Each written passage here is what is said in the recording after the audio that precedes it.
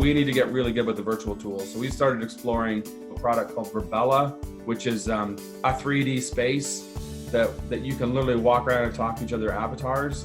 And at first you go in, it's kind of goofy. Your avatar's walking around. I can't pick a dad bod, so I look great as an avatar. I'm really slim and my hair's long and it's amazing. Sounds goofy, but actually brought back a lot of the sense of place.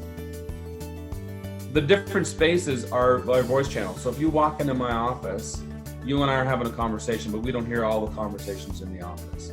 If you and I walk out into a public space, like we have, lounge areas, then other people can join the conversation. And so instead of even saying, okay, Karen, I want to talk to you, let's set up a Zoom call for 5 minutes, which just seems too formal for what would just be sticking your head in the office. You literally walk your avatar to the next office, you have a conversation.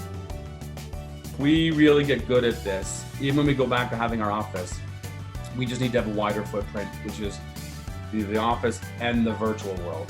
And so, this is the new normal. I think I can't imagine doing a live face-to-face event that isn't also a webinar.